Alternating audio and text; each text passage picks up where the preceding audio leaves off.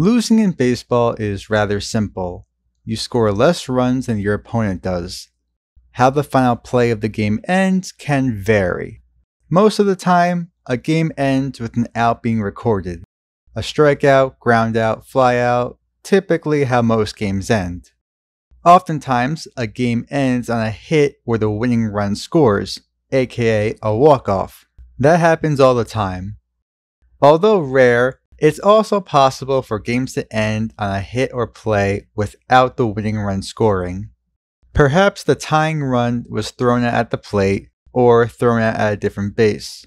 Or possibly a runner was picked off or thrown out trying to steal as well. This game in question did not end in any of those scenarios.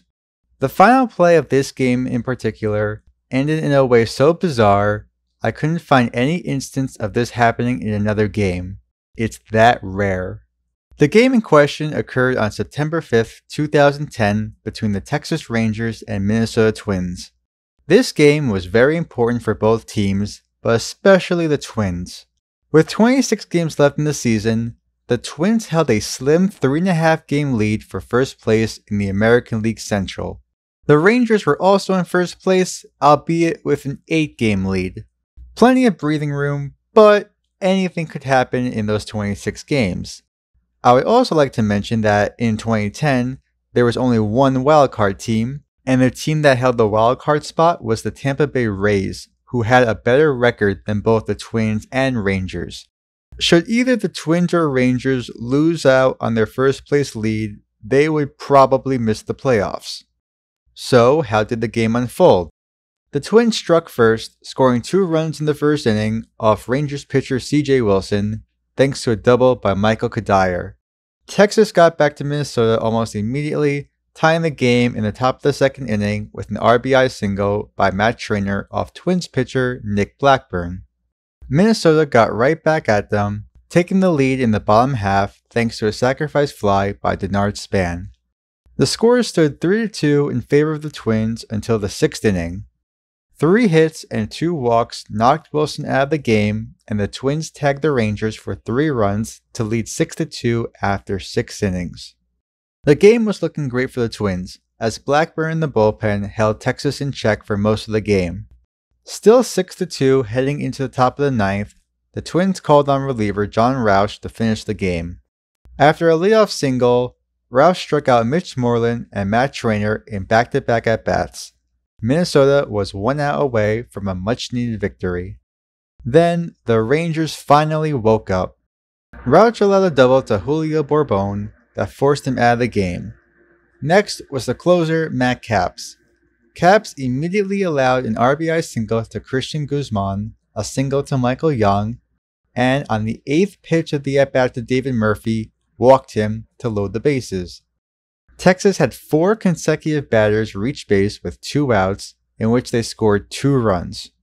The score was now 6-4, with the tying run scoring position, go-ahead run at first, and at the plate was future Hall of Famer Vladimir Guerrero Sr.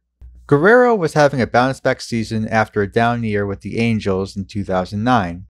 Guerrero was one of the best hitters on the Rangers this season, and is certainly one of the last players Capps and the Twins want to face in this situation.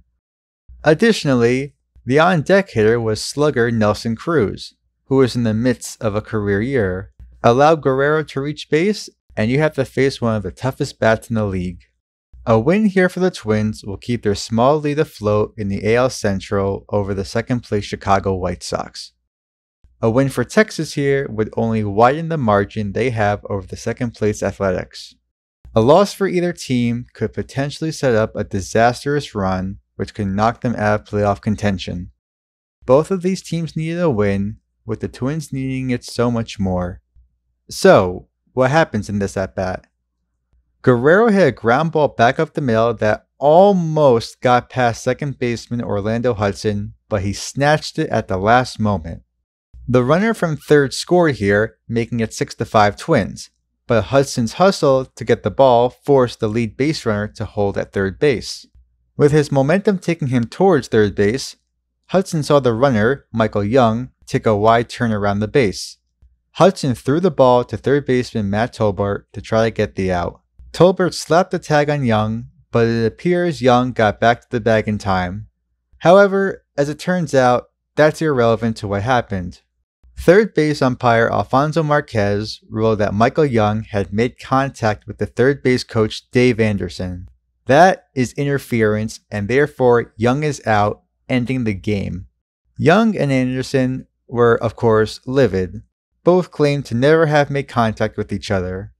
Replays showed Dave Anderson was pointing back at the third base bag, indicating to Michael Young to get back to third base as the infielder fielded the ball. I have slowed down the footage as much as I can and am giving the best available view. Did Michael Young make contact with Dave Anderson? It certainly looks like the hand crossed over, but we can't confirm from this angle. Young's hand may have been close to Anderson's, just missing it, but we can't tell. Although he's initially obstructed by the runner from the camera angle, we can see right as Young may have made contact with Anderson, Marquez was looking to his left, away from the runner. He continued to look away, and by the time he looked at Young, Anderson was nowhere close to the runner, yet Marquez immediately called Young out. It is certainly possible Marquez saw the contact here, but his face is obstructed by the runner, so we can't tell where he's looking. I thought maybe the home plate umpire indicated an interference call, and Marquez acted upon it, but as we see, the home plate umpire had both of his arms down, not making any call at all. We also can't tell where he's looking, but the home plate umpire presumably was looking at the runner crossing home plate to make sure he touched it. Was Marquez looking at Young and Anderson? One may say he wouldn't have made the call if he wasn't looking at them, but look where Young is when Marquez finally looks over. Young is far off the base, and Marquez may have thought there was an interference call if he saw the tail end of the play. We don't have enough evidence to suggest there was no contact, or that Marquez didn't see the entire play, so the call stands as good in my opinion. It's a bizarre ending to a game, and seeing a baseball game end in interference is a sight to see. To my knowledge, it's the only instance of a game ending on coach's interference, and frankly, the only example of coach's interference I could find in a baseball game. Time will tell when the next coach's interference occurs, and the next occurrence of it ending a game. Hopefully, all third base coaches have learned from this, and we won't have to see it again.